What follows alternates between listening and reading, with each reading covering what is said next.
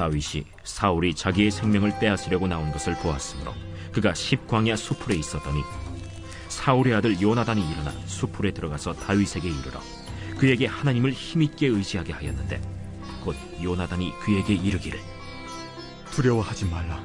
내 아버지 사울의 손이 내게 미치지 못할 것이요 너는 이스라엘 왕이 되고 나는 내 다음이 될 것을 내 아버지 사울도 안다.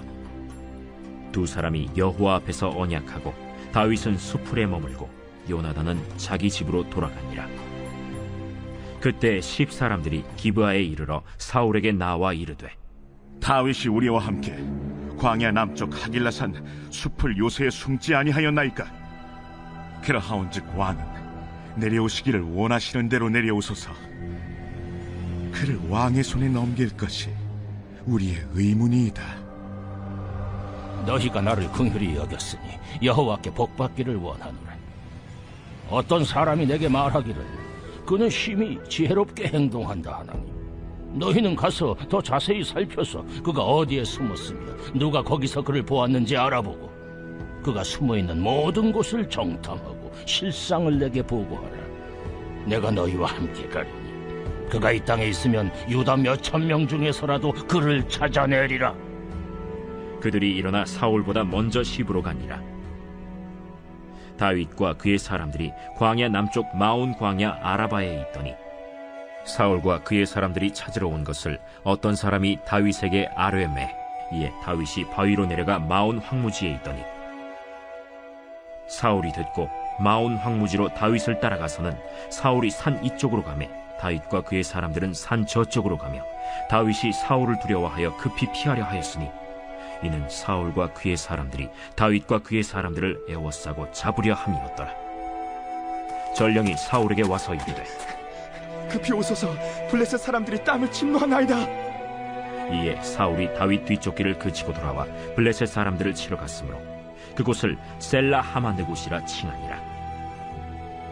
다윗이 거기서 올라가서 엔게디 요새에 머무니라.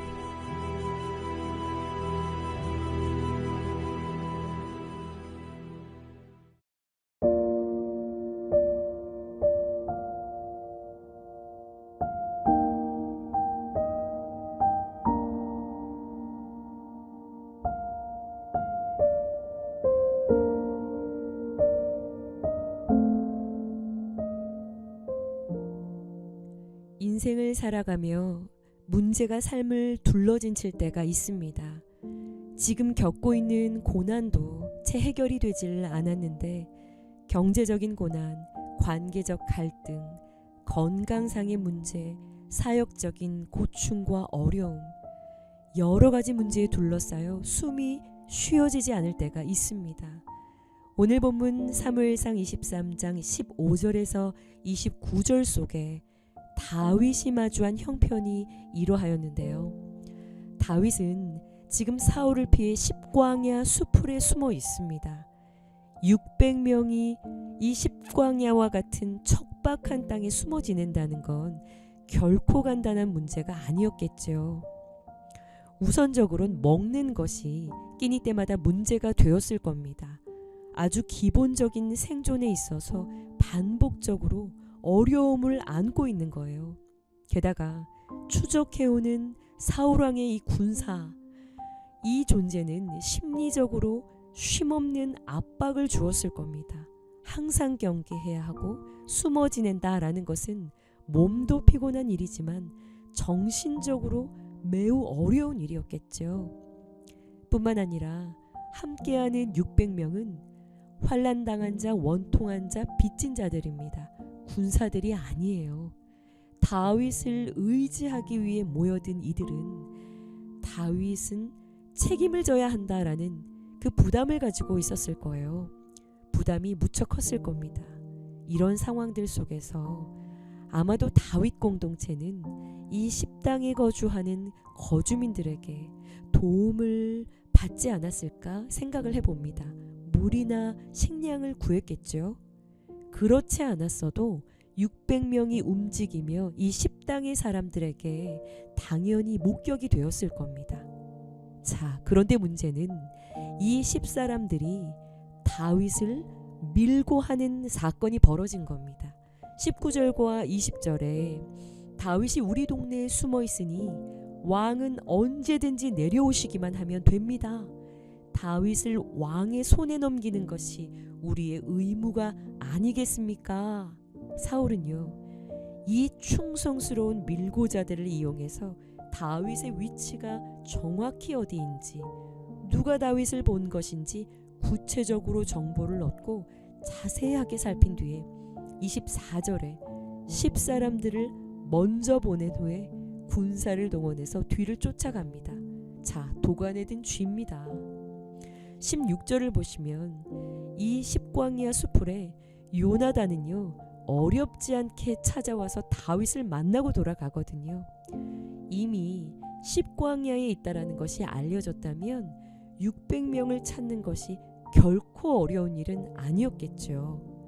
게다가 사울의 마음은 23절 끝부분을 보시면 다윗이 유다 몇천 명 중에 있더라도 반드시 그를 찾아내고야 말겠다라는 의지로 투철한 상태입니다. 자, 먼저 도착한 10사람들이요, 사울 왕의 군대에게 정확한 정보를 보냅니다. 지금 마온으로 갔습니다. 그럼 사울은 그 정보를 듣고 마온으로 달려가는 거예요. 손발이 척척 맞습니다. 그런데요, 누가 봐도 잡힐 수밖에 없는 상황인데 이것이 잡혀지지가 않는 겁니다. 다윗을 에워싸 잡으려고 하는데 절대 잡히지가 않는 거예요. 26절을 보시면 사울이 산 이쪽으로 가매 다윗과 그의 사람들은 산 저쪽으로 가며 다윗이 사울을 두려워하여 급히 피하려 하였으니 이는 사울과 그의 사람들이 다윗과 그의 사람들을 에워쌌고 잡으려 함이었더라.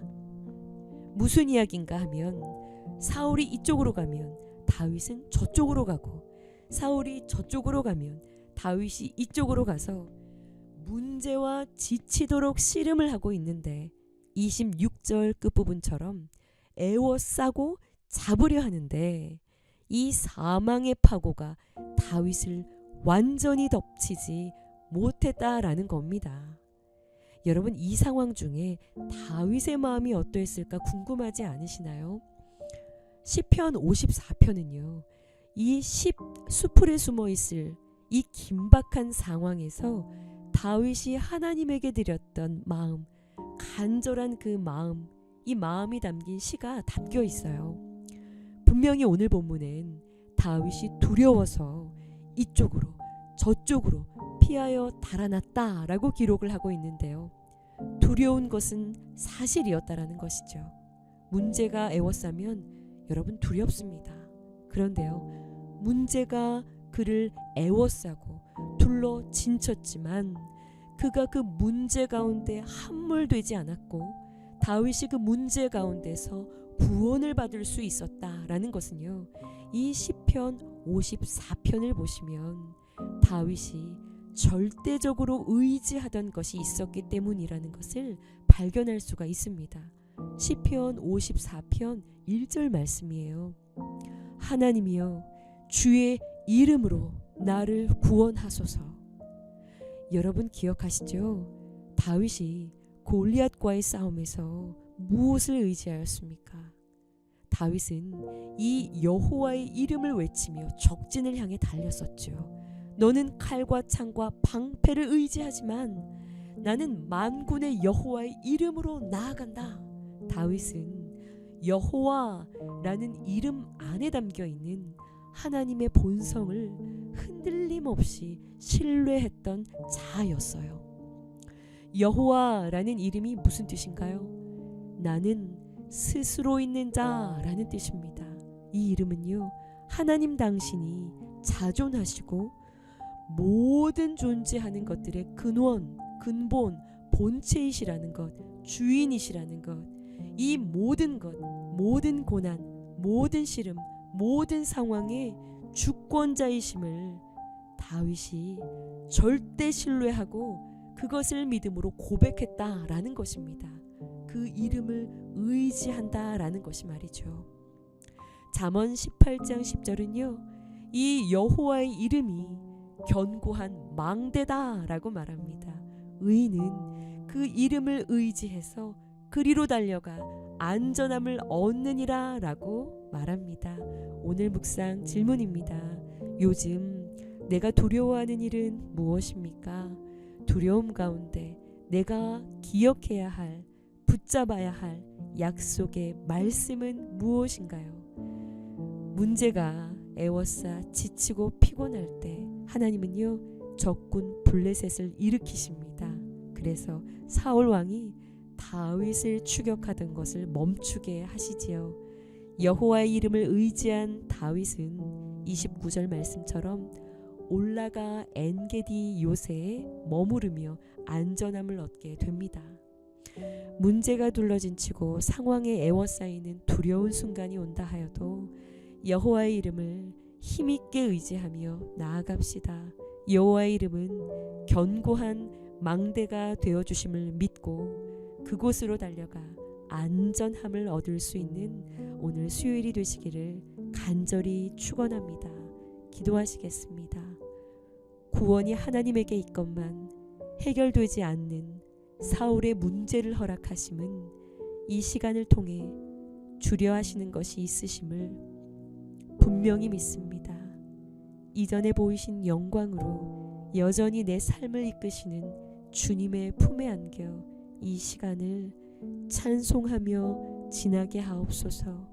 안전히 거하게 하옵소서. 견고한 망대가 되시는 예수 그리스도의 이름으로 기도합니다. 아멘.